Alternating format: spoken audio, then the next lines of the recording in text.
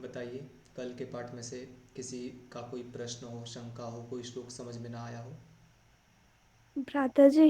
जी बताइए। भ्राता जी, जो जिह्वा मूल्य है और उपमान्य है, हम्म, इनके दोनों के चिन्ह सेम है क्या? हाँ चिन्ह सेम है, बिल्कुल। लेकिन हम पहचान सिर्फ का और पा और फा के अनुसार करेंगे। और क ख के आधार पे हाँ करेंगे, जी। बिल्कुल। चलिए, तो क्लास को स्टार्ट करते हैं। कुछ दो तीन पॉइंट्स हैं जो आप लोगों को याद रखने हैं। जैसे सबसे पहला निर्देश है आकांक्षा जी के लिए। अब आप जो है ना, कल अपने नाम को ठीक कर लेना इसमें।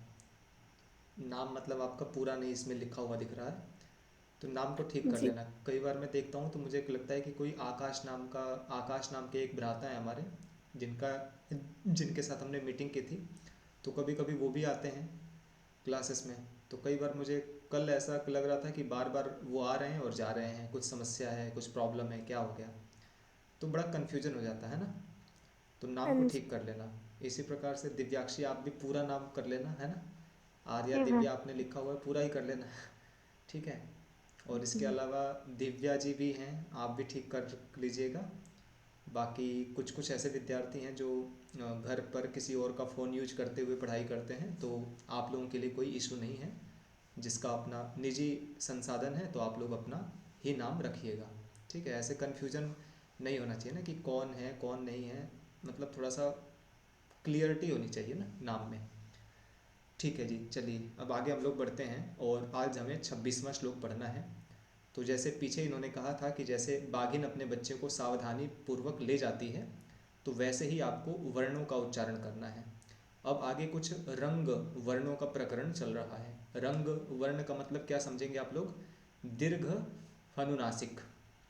ठीक है, रंग वर्ण किसे कहते हैं? तो दीर्घ अनुनासिक को कहते हैं। ठीक है, अब ये कैसे होते हैं इसको हम इस वाले श्लोक में समझेंगे। कौन से नंबर का श्लोक है ये? 26वें नंबर का श्लोक है। तो इसमें कह रहे हैं कि यथा सौराष्ट्रिका नारी तक्रा इत्यभिभासते एवं रंगाः प्रयोक्तव्याः खे अरा इव खेदया। तो कहते हैं कि यथा, जिस प्रकार से, सौराष्ट्रिका नारी। सौराष्ट्रिका नारी अर्थात सौराष्ट्र देश की नारी। ठीक है, सौराष्ट्र कहाँ पर पड़ता है? तो गुजरात में पड़ता है ना। राजकोट के आसपास का जो एरिया है इसको सौराष्ट्र ऐसा कहा जाता है। ठीक है, जहाँ स्वामी दयानंद का भी जन्म हुआ है उसी के अंतर्गत में। ठीक है, तो जिस प्रकार से सौराष्ट्र देश की नारी, सौराष्ट्र नामक स्थान विशेष की नारी प्राचीन काल में मट्ठा बेचते हुए, ठीक है, छाछ बेचते हुए, तक्रा, है ना, तक्रा इति अभिभाषते, तक्रा इस शब्द का उच्चारण किया करती थी। ठीक है, जिस प्रकार से सौराष्ट्र देश की नारी प्राचीन काल में मट्ठा अथवा छाछ बेचते समय तक्रा इत्यभिभाषते, तक्रा इस प्रकार से उच्चारण किया करती थी। आप लोग बोलते हो ना, जैसे सामान्य रूप से जो चाय वाला होता है तो क्या बोलता है? चाय ले लो, चाय ले लो, थोड़ा सा लंबा करके बोलता है ना। और ट्रेन में तो पता नहीं कौन कौन से प्रत्यय कर करके लोग बोलते हैं। जय चाय, जय चाय, जय जय चाय जय या, जय।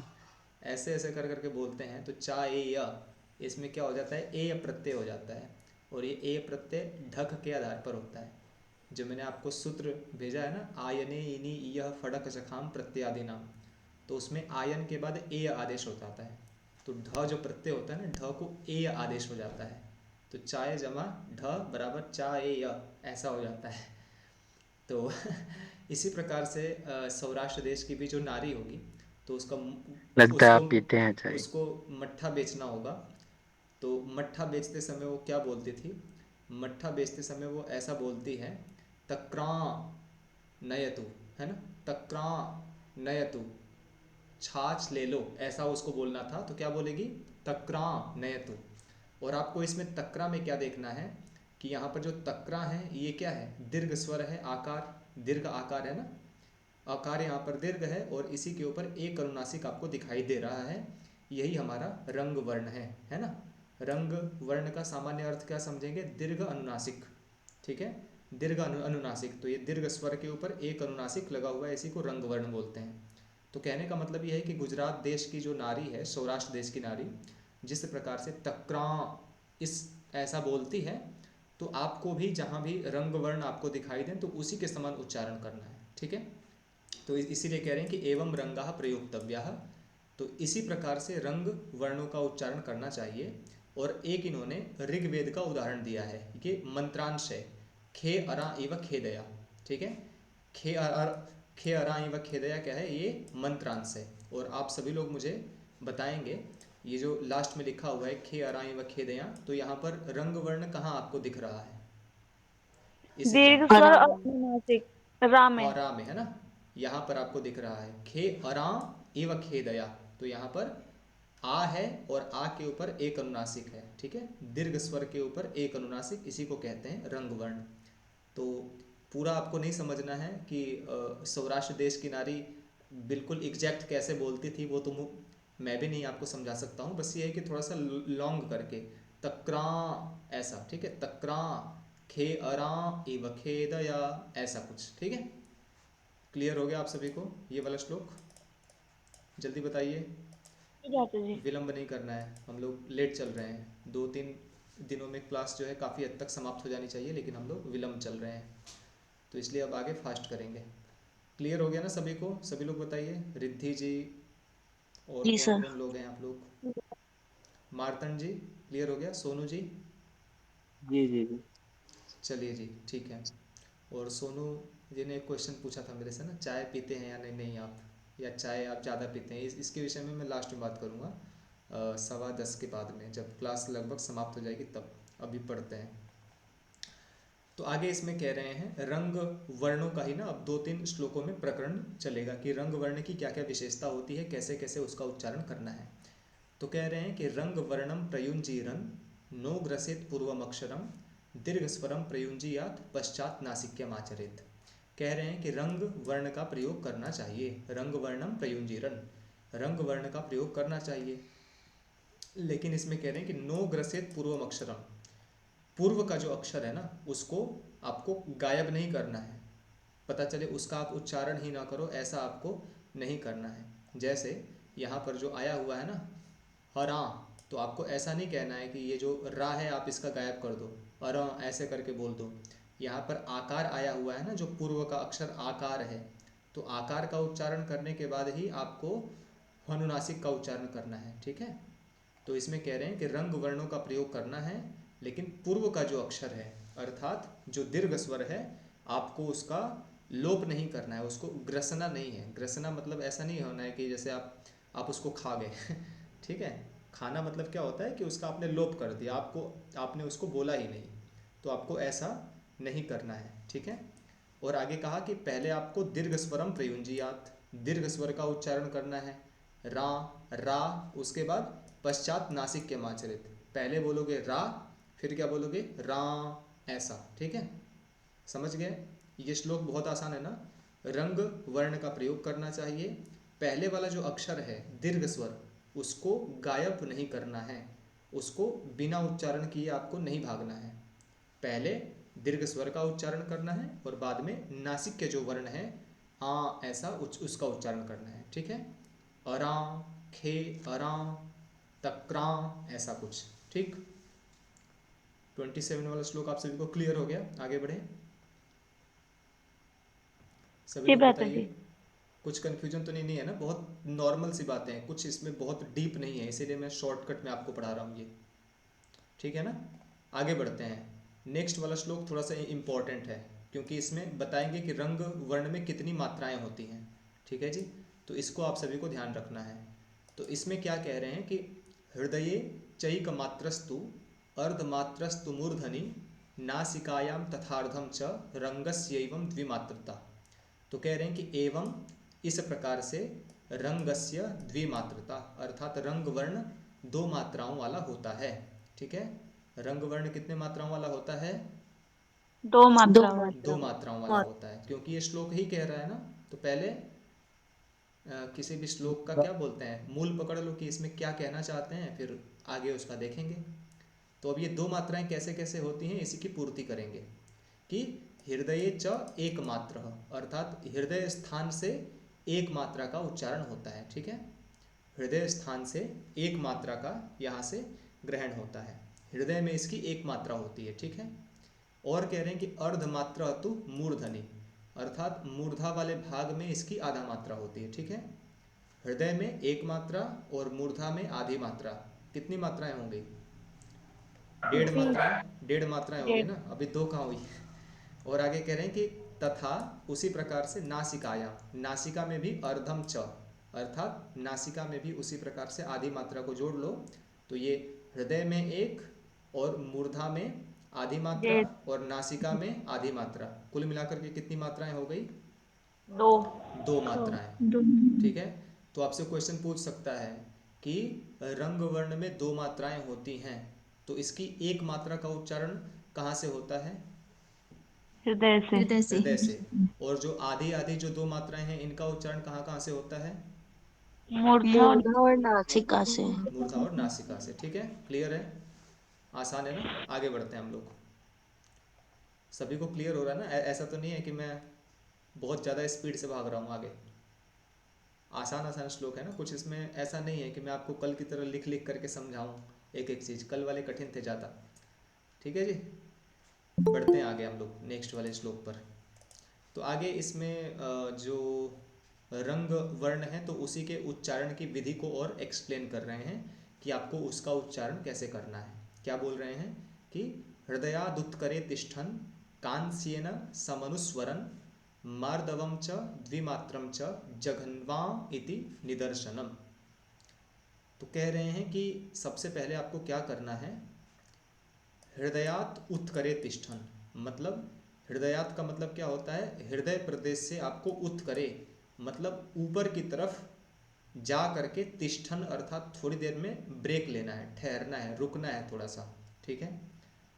तो कहने का मतलब ये है इसमें कि हृदय से हम लोग जब ऊपर की तरफ जाते हैं, अर्थात ऊपर क्या है, जो हमारा हृदय है, तो इससे ऊपर की तरफ हम लोग जब जाते हैं तो जो हमारा सिर का भाग है वहाँ हम लोग पहुँचते हैं। तो कह रहे हैं कि वहाँ जा करके आपको क्या करना है, थोड़ी देर रुकना है, ठीक है।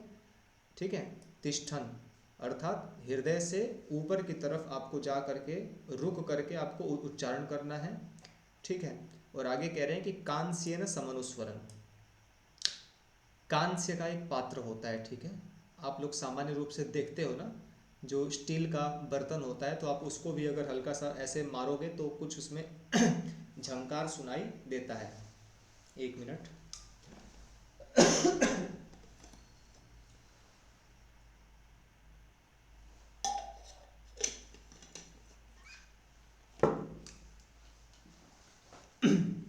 सामान्य रूप से क्या होता है ना, कोई स्टील का भी पात्र होता है, ठीक है, तो उस पर भी आप अगर किसी उससे आवाज़ करोगे तो क्या होता है, झंकृत हो जाता है ना, कुछ ध्वनि निकलती है।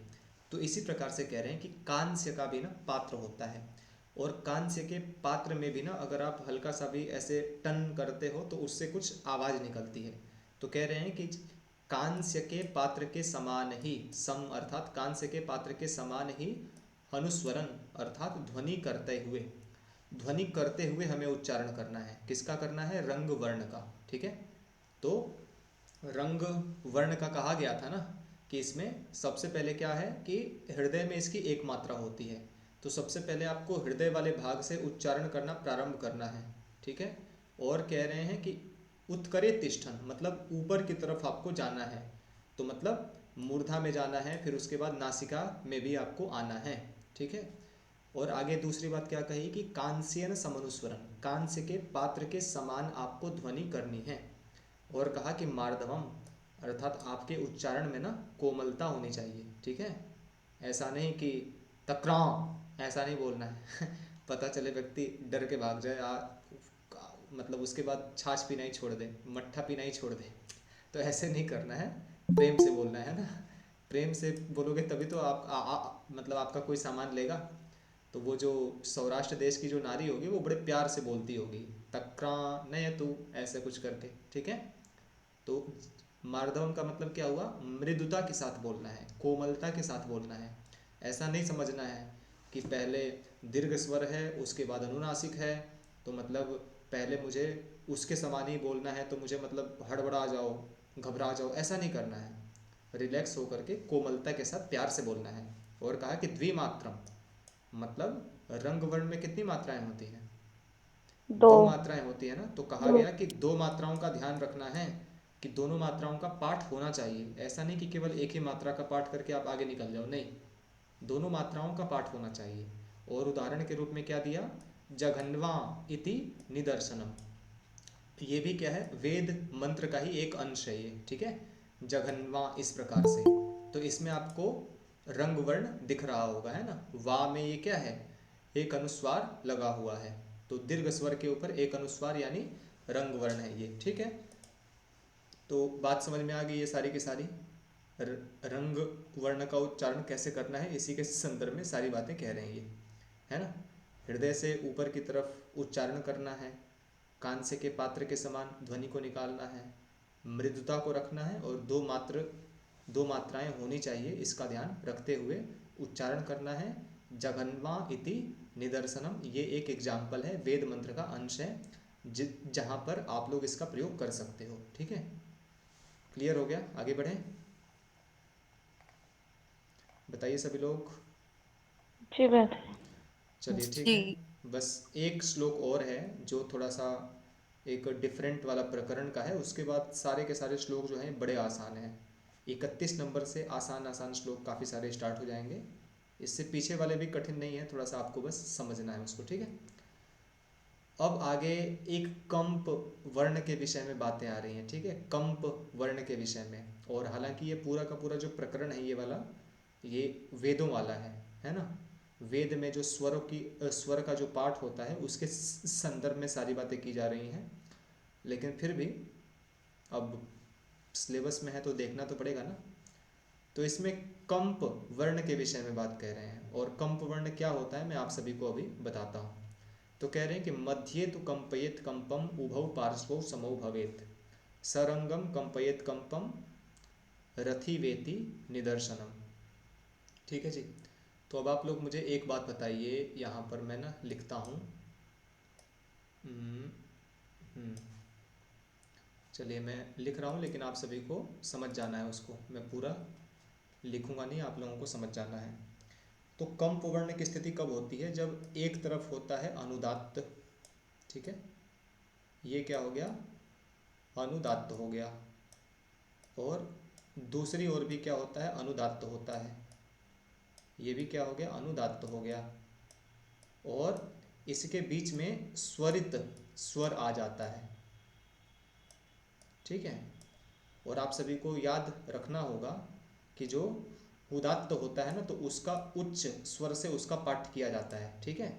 क्योंकि महर्षि पाणिनि ने उदात्त को स्पष्ट करते हुए अष्टाध्यायी के अंतर्गत एक सूत्र दिया है, उच्चैरुदात्तः। इसका मतलब क्या हुआ? जो उदात्त स्वर होगा उसका पाठ आपको ऊंचे स्वर से करना है। और अनुदात्त के लिए कहा निच्चैरनुदात्तः, मतलब जो अनुदात्त स्वर होगा उसका निम्न स्वर से पाठ होगा। और समाहारः स्वरितः, मतलब जो बीच वाली कंडीशन होगी ना, वो किसकी होगी? स्वरित की होगी, ठीक है। तो इसमें आपको उदात्त को नहीं देखना है, इसमें आपको अनुदात्त, स्वरित और अनुदात्त को देखना है। तो कंप वर्ण कब होता है? कहते हैं कि एक तरफ अनुदात्त हो और दूसरी तरफ भी अनुदात्त हो और बीच में स्वरित आ जाए, ठीक है। तो इसी को कहते हैं कंप वर्ण, ठीक है जी।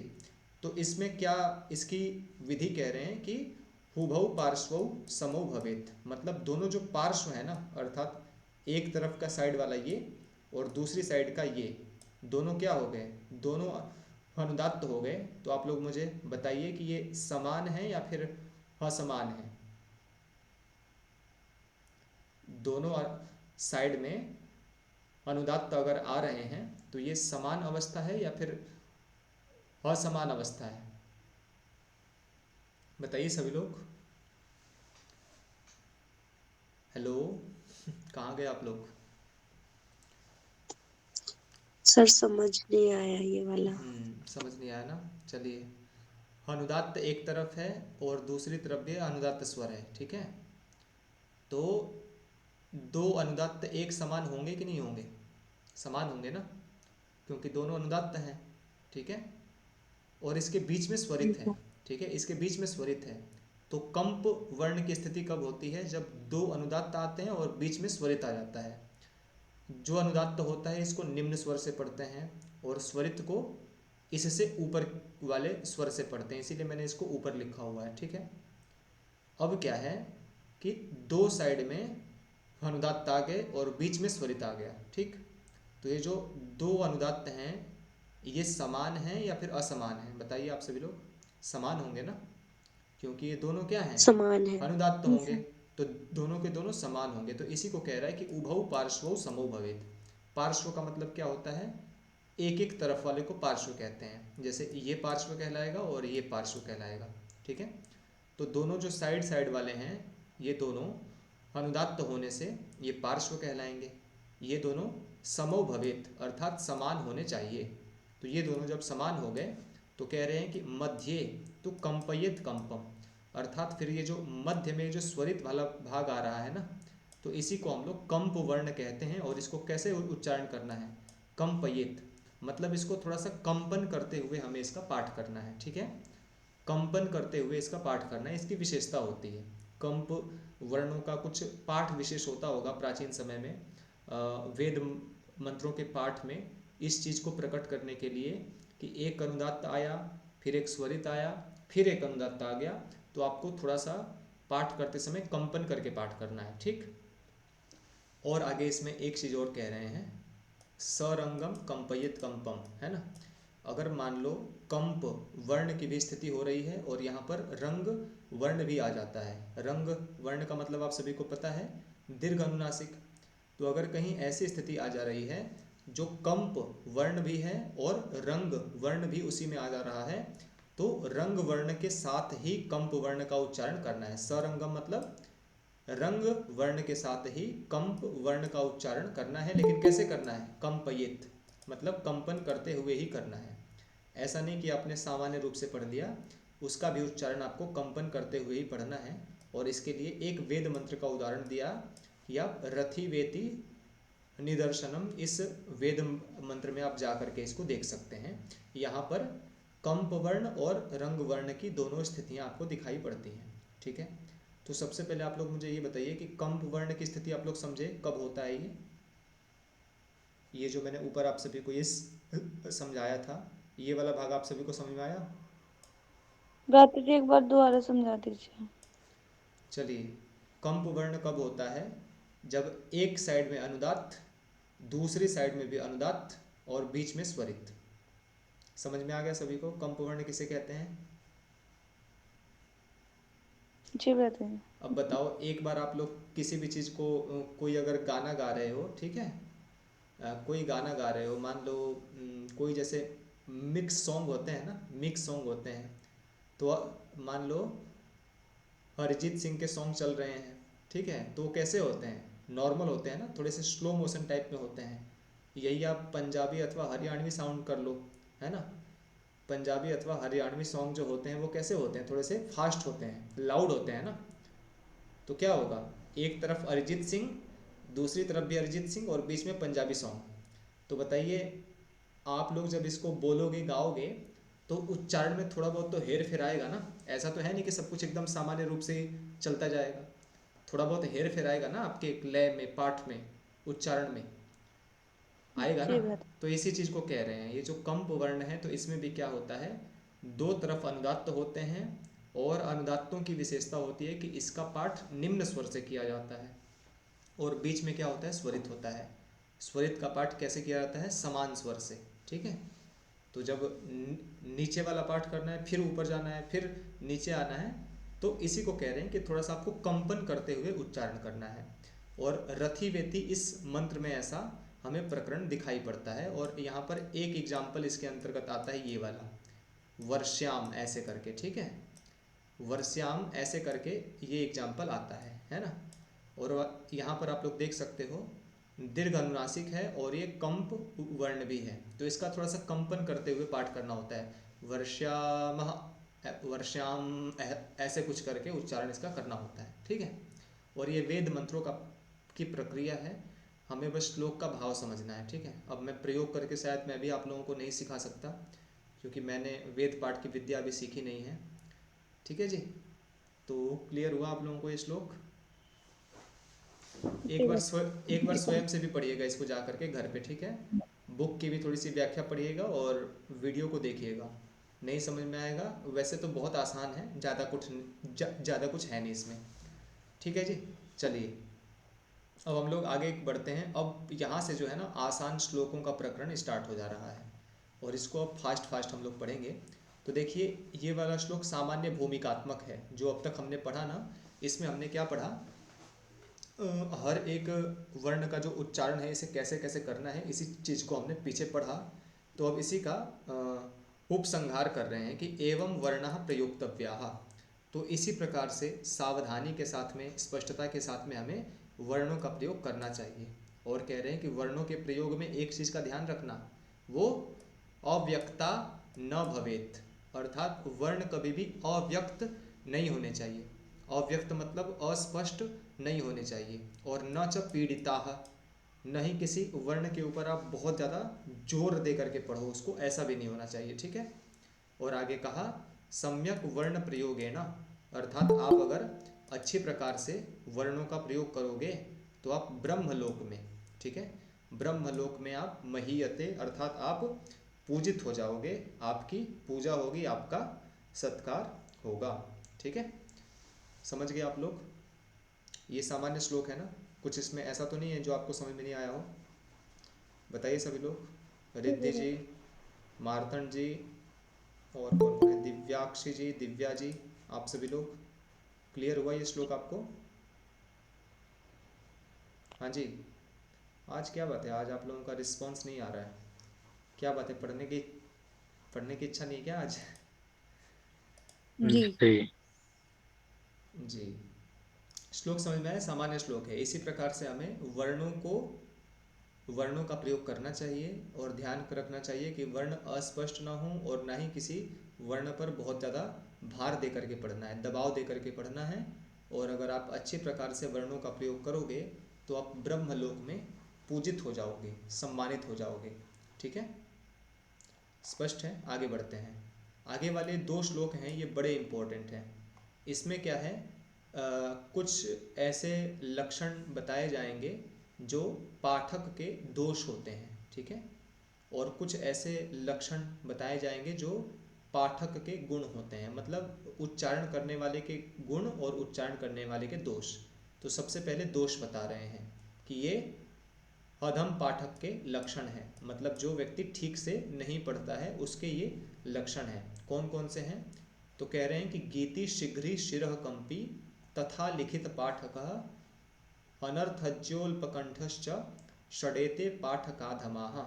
तो कह रहे हैं कि एते षट, ये जो 6 गुण है ना ऊपर वाले, ये अधमाः पाठकाः, अर्थात ये अधम पाठक के गुण हैं। ठीक है, ऊपर के ये 6 गुण अधम पाठक के गुण कहलाते हैं। अब ये कौन कौन से हैं? तो सबसे पहले कहा गीति। गीति का मतलब ये होता है कि हर एक चीज़ को गाना गा गा करके पढ़ना। ठीक है, जो चीज़ सामान्य रूप से लिखी गई है उसको भी गा गा करके पढ़ना। ठीक है, मतलब जो गाने वाली चीज़ नहीं है, जिसको सामान्य रूप से पढ़ना है। अब कोई न्यूज़ की जो खबर होती है, क्या कोई उसे गा करके पढ़ता है? नहीं पढ़ता है ना। तो इसीलिए जो चीज़ गाने वाली नहीं है उसको भी गा गा करके पढ़ना, ये पहला क्या होता है, दोष होता है। और अधम पाठक का लक्षण होता है ये, कि वो हर चीज़ को गा गा करके पढ़ने का प्रयास करता है। ठीक है, दूसरा क्या बताया, शीघ्री, मतलब आप इतनी जल्दी सब कुछ बोल रहे हो कि जो सामने आपके सुन रहा है ना उसको स्पष्ट ही नहीं हो पा रहा है कि आप क्या कहना चाहते हो। ठीक है, तो कहा कि कुछ लोग ऐसा होते हैं जो बड़े शीघ्रता से बोलते हैं, शीघ्रता से पाठ करते हैं और उनकी बात पूरी हो जाती है, लेकिन हमें ऐसा लगता है कि अभी बात शुरू हुई है। ठीक है, तो ये क्या है, अधम पाठक का ये गुण है। ठीक है, कि वो शीघ्रता से पाठ करता है। शिरः कंपी, मतलब सिर को हिला हिला करके पाठ करना। कुछ लोग होते हैं ना कि बात बहुत सामान्य होगी लेकिन पूरा का पूरा सिर हिला हिला करके बार बार ऐसे करके बोलते हैं, तो वो भी क्या होता है, अधम पाठक का गुण है।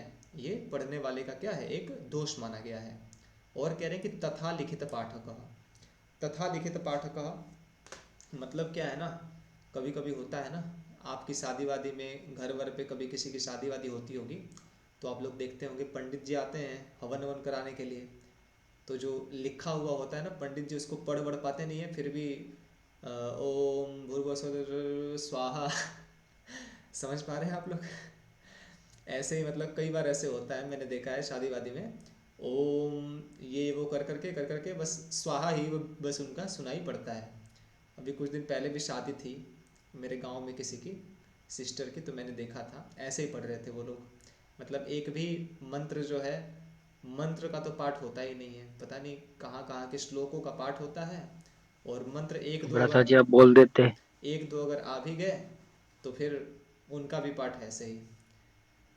आप बोल देते भ्राता जी उनको। नहीं, जहाँ निमंत्रण ना हो वहाँ नहीं बोलना चाहिए, है ना, जहाँ निमंत्रण हो फिर वहाँ बोलना चाहिए। और एक बार ऐसे ही मैं गया था एक जगह किसी के इंगेजमेंट, मतलब इंगेजमेंट में मैं गया था, जो सगाई होता है, तो उसमें जो उसमें जो पंडित जी आए हुए थे ना, वो ऐसे ऐसे हो रहे थे, ऐसे ऐसे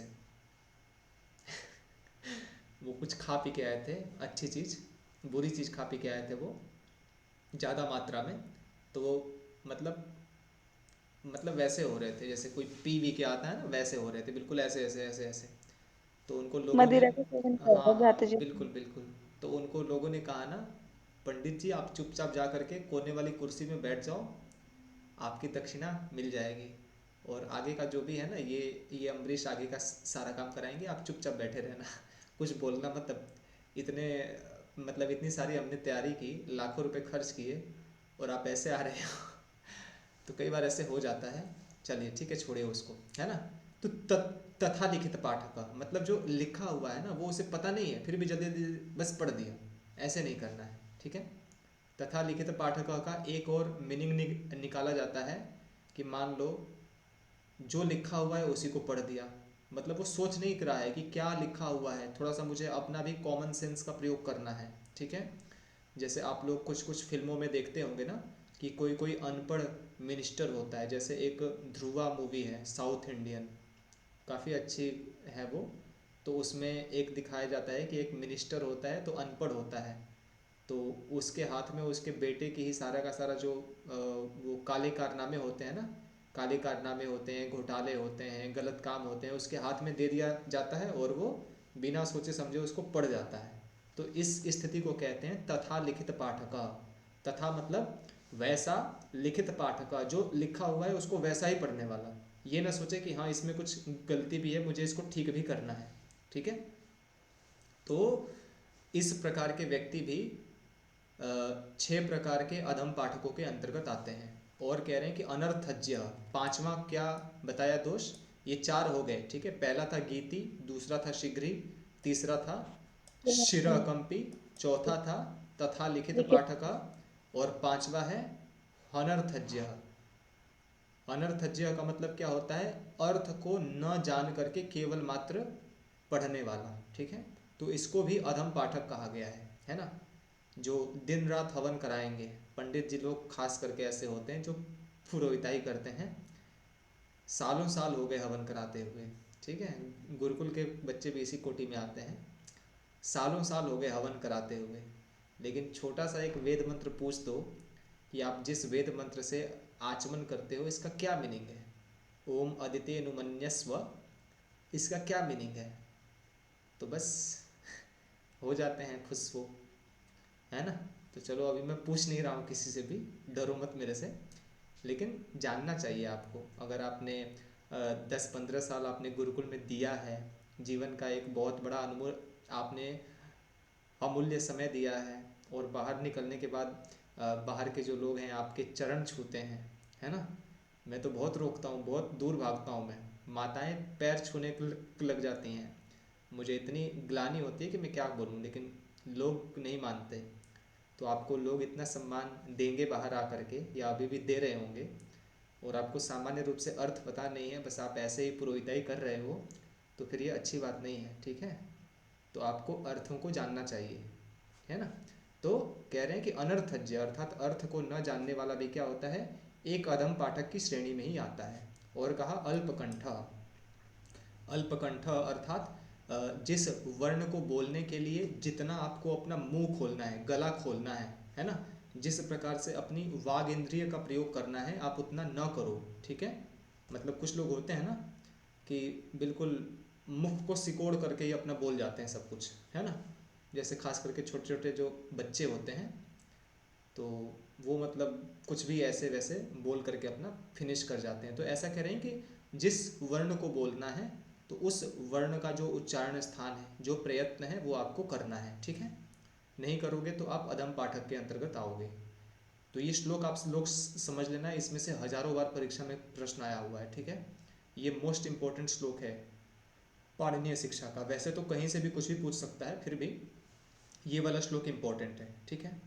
तो बताइए आप लोगों को 6 प्रकार के जो अधम पाठक होते हैं इनके विषय में समझ में आ गया? किसी को कोई डाउट तो नहीं है ना जी? किसी को कोई डाउट है? नहीं नहीं। नहीं है ना, ठीक है जी। चलिए, तो गीति मतलब गा गा करके पढ़ने वाला, शीघ्री मतलब जल्दी जल्दी पढ़ने वाला, शिरः कंपी सिर हिला हिला करके पढ़ने वाला, तथा लिखित पाठक अर्थात जैसा लिखा हुआ है वैसा ही पढ़ने वाला, या फिर जो लिखा हुआ है उसी को जल्दी जल्दी पढ़ के ख़त्म करने वाला, और अर्थ को न जानने वाला, और जिस वर्ण के लिए जो प्रयत्न और जो उच्चारण भरत जी स्थान। आपकी आवाज नहीं आ रही है। और सभी लोगों को आ रही है? आ रही है। जी सर। आप लेफ्ट करके फिर से आओ आ रही है। कुछ देर में, ठीक है। तो इस प्रकार के 6 प्रकार के अधम पाठक होते हैं। आगे हम लोग बढ़ते हैं। अब 6 प्रकार के जो है ना पाठक के गुण बताए जाएंगे। एते षट पाठकाः गुणाः, ये सभी क्या होते हैं, पाठक के गुण कहलाते हैं, ठीक है।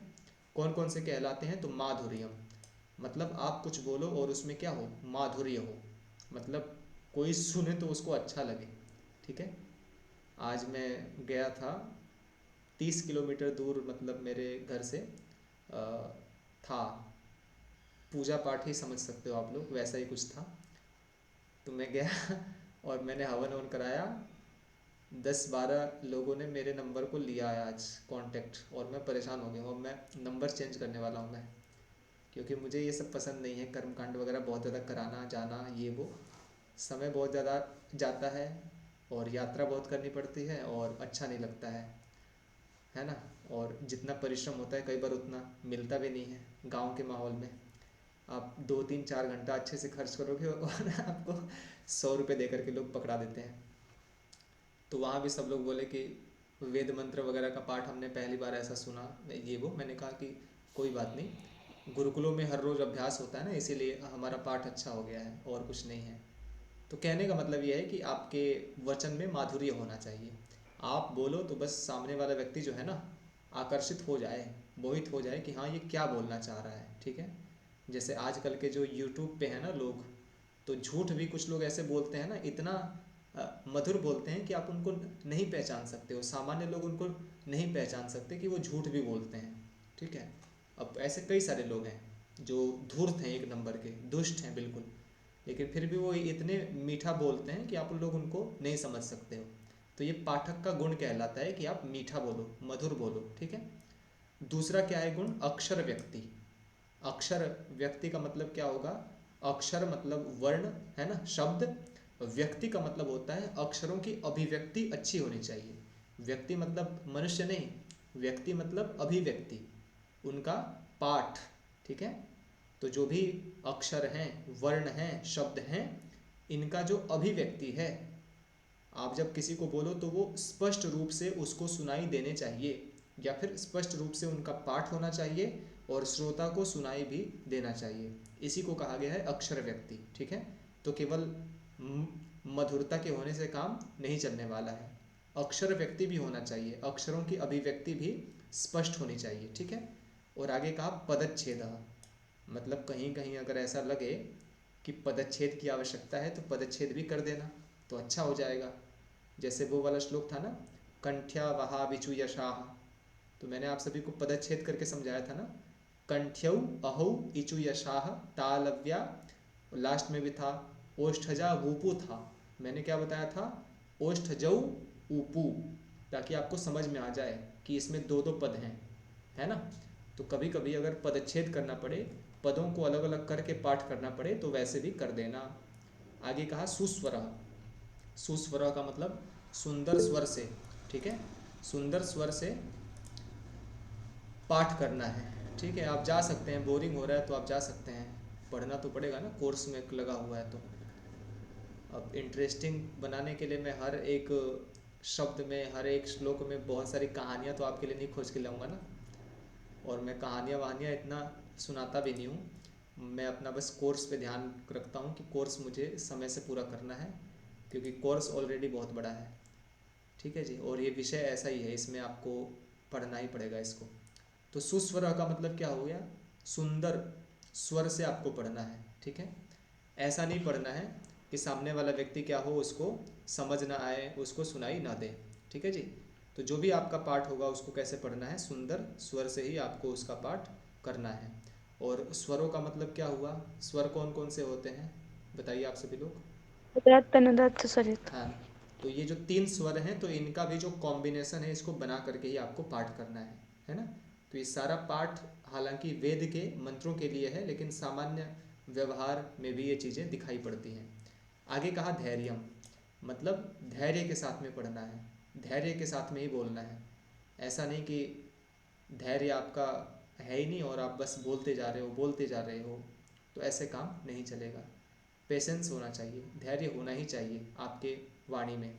और कहा लय समर्थम। लय समर्थम का मतलब क्या होता है, लय का मतलब होता है, लय समर्थम मतलब एक जो पढ़ने के बीच में जो लय होता है ना, लय अर्थात धारा प्रवाह। कई बार आप लोग देखते हो ना कि कभी कभी आप लोग ऐसे किसी वक्ता को सुनते हो जो बड़ा आराम आराम से बोलता है, कभी कभी वो बिल्कुल वीर रस का भाव आपके सामने लेकर के आ जाएगा, ठीक है। ऐसे ही कभी कभी कई सारे ऐसे कवि होते हैं ना, जो मतलब कई कई रस की अनुभूति करा देते हैं, है ना। कई कई कविताएं ऐसी होती हैं, जैसे आप उनको अगर पढ़ोगे तो आपको कई सारे रसों की अनुभूति होगी, ठीक है। जैसे एक कविता है, आप लोग यूट्यूब पे सर्च करके सुन सकते हो। दोहराता हूँ सुनो रक्त से लिखी हुई कुर्बानी, जिसके कारण मिट्टी भी चंदन है राजस्थानी, ठीक है। तो आप इस कविता को पढ़िएगा, कुमार विश्वास जी ने इसको गाया हुआ है। दोहराता हूँ सुनो रक्त से लिखी हुई कुर्बानी, जिसके कारण मिट्टी भी चंदन है राजस्थानी। आप इसको पढ़ना, आपको इसमें पता नहीं कितने सारे रस सुनाई देंगे, रस खुद ही प्रतीत हो जाएंगे। और बड़ा आसान सी ये कहानी है, बहुत बड़े वीर की कहानी है ये, राजस्थान के 2 वीर थे उनकी कहानी है ये, तो सुन सकते हैं आप लोग इसको, ठीक है। तो समझ में आ गया 6 प्रकार के पाठक के गुण कौन कौन से होते हैं। मधुरता होनी चाहिए, अक्षरों की अभिव्यक्ति होनी चाहिए, पदों को अलग अलग करना आना चाहिए, सुंदर स्वर होना चाहिए, धैर्य के साथ पढ़ना है, और जो लय है उसको भी ध्यान रखना है, धारा प्रवाह का भी ध्यान रखना है, लय होना चाहिए, ठीक है। समझ में आ गया, ठीक है जी, सभी को स्पष्ट हो गया। आगे बढ़े। जी। बोर हो गए या जी फिर भ्राता आप लोग अभी पढ़ने के लिए है, आप लोगों के अंदर ऊर्जा अभी। है भ्राता जी। किसको किसको भी पढ़ना है, रिद्धि जी को पढ़ना है, और आगे मुझे खुशी जी को पढ़ना है, तान्या जी को पढ़ना है, एक और है उनको भी पढ़ना है। वेरी गुड, ठीक है। पाठ कठिन नहीं है, थोड़ा सा ज़्यादा मात्रा में हमें पढ़ना ही होगा। मार्तन जी को भी पढ़ना है, आकांक्षा जी को भी पढ़ना है, फिर तो पढ़ाई होगी, ठीक है जी। चलिए, तो आगे है 34वां श्लोक और 35वां श्लोक। इसमें भी क्या है, इसमें भी बता रहे हैं कि वदेत न, मतलब आपको इस प्रकार से जो है नहीं पढ़ना है, ठीक है। मतलब इसमें भी आपको सावधानियां काउंट करवाएंगे कि आपको किस किस प्रकार से कभी भी अपना पाठ नहीं पढ़ना है, ठीक है। जैसे पहला क्या बताया, शंकितम, मतलब शंका करते हुए कभी भी कोई पाठ नहीं पढ़ना है, ठीक है। श्लोक बड़ा आसान है, बस एक एक शब्द का मीनिंग देखते जाओ और बस इसको सामान्य रूप से समझ जाओ। निष्कर्ष मैंने आप सभी को बता दिया है, लास्ट वाले शब्द को सबके साथ में जोड़ना है कि शंकितम न वदेत, अर्थात शंकित होकर के, शंका से युक्त होकर के नहीं बोलना है। कई बार हमारी आदत होती है ना, कोई हमसे बड़ा पूछता है कि मतलब आपने सुबह सुबह मोटर ऑन किया था तो आपने मोटर का स्विच ऑफ किया या नहीं किया? तो क्या बोलते हैं? शायद मैंने किया था। तो ये जो शायद वाली बात होती है ना, ये बड़ी बुरी होती है ना। शायद से काम नहीं चलता है, ठीक है। खास करके मैंने संस्थाओं में काफ़ी रहा हूँ मैं, तो मैं जानता हूँ शायद का मतलब बहुत बड़ी लापरवाही, शायद का मतलब बहुत बड़ी लापरवाही, ठीक है जी। तो शायद से काम नहीं चलता है, शंका कभी नहीं करनी चाहिए। भीतम मतलब डर डर करके हमें पाठ नहीं करना चाहिए, ठीक है। कोई भी चीज़ हमें डर करके नहीं बोलनी चाहिए। और आगे कहा उद्घुष्टम। उद्घुष्टम का मतलब क्या होता है? बहुत ऊंची ध्वनि से भी हमें पाठ नहीं करना है, ठीक है। उद्घुष्टम का मतलब ऊंची ध्वनि से भी पाठ नहीं करना है। और कहा अव्यक्तम। अव्यक्तम मतलब आप कुछ बोलो और वो व्यक्त न हो पाए, न व्यक्तम अव्यक्तम, अर्थात वो स्पष्ट उच्चारित न हो पाए, इसको भी कहा कि ऐसे भी आपको पाठ नहीं करना है। और कहा कि अनुनासिकम, अर्थात जो चीज़ अनुनासिक वाली नहीं हो आप उसको भी अनुनासिक वाला कर करके आप बोलते हो, ठीक है। तो उसको कहते हैं कि आपको ऐसे भी पाठ नहीं करना है, ठीक है। मतलब जहाँ आपको नासिका का प्रयोग नहीं करना है आप वहाँ भी नासिका का प्रयोग कर रहे हो, तो ऐसा आपको पाठ नहीं करना है। काकस्वरम मतलब कौवे के समान नहीं बोलना है, ठीक है। कौवा कैसा बोलता है? कर्कश बोलता है, ठीक है। तो कर्कश, कर्कश मतलब बहुत ज़्यादा कठोरता के साथ, है ना, बहुत ज़्यादा रूड होकर के आपको नहीं बोलना है, ठीक। सिरसिगम। सिरसिगम का मतलब क्या होता है कि आपको मतलब कुछ कुछ ऐसे वर्ण होते हैं जिसका उच्चारण जो है ना मूर्धा से होता है ना। जैसे मूर्धा वाले जो वर्ण है ये कौन कौन से हैं? ऋतु रसानाम मूर्धा सामान्य रूप से। लेकिन आप जानबूझ करके हर एक वर्ण को जो है ना शिरोभाग से बोलने का प्रयास करो।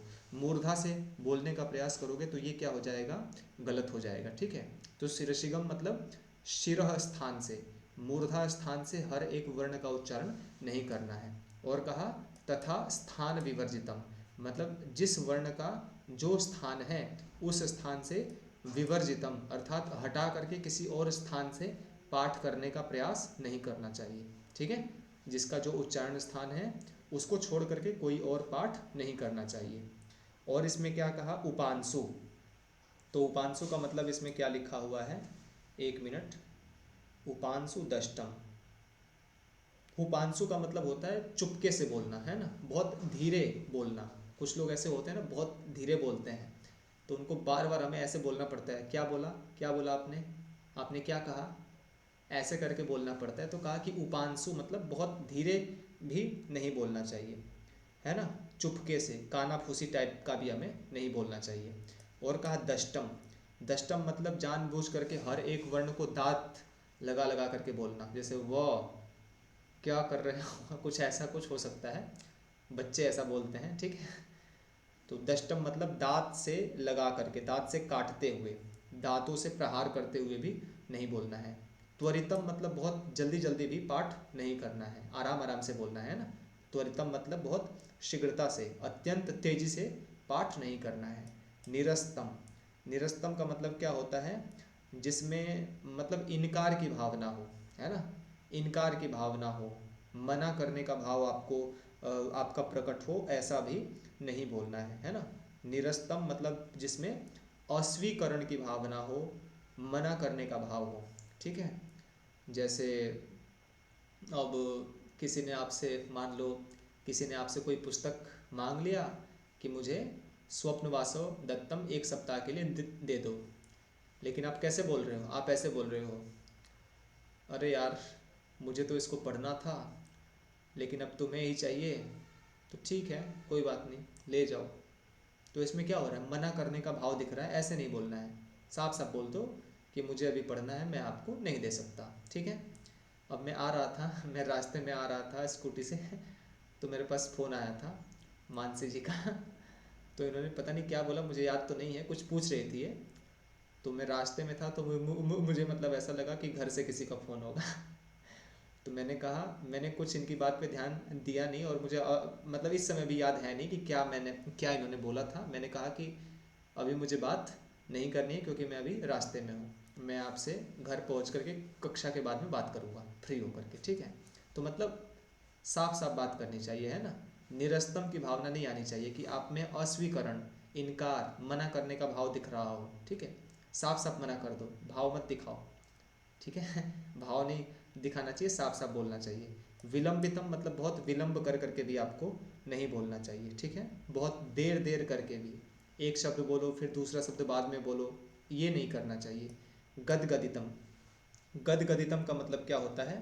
गदगदितम मतलब ये होता है कि बिल्कुल अस्पष्ट भाषण, थोड़ा सा हकला करके बोलने वाले लोगों को कहा जाता है गदगदितम।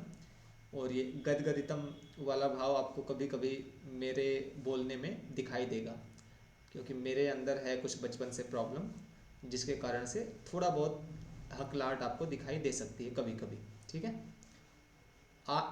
नेक्स्ट कहा प्रगीतम। प्रगीतम का मतलब क्या होता है? गाते हुए पढ़ना, तो गाते हुए भी हमें नहीं पढ़ना है, ठीक है।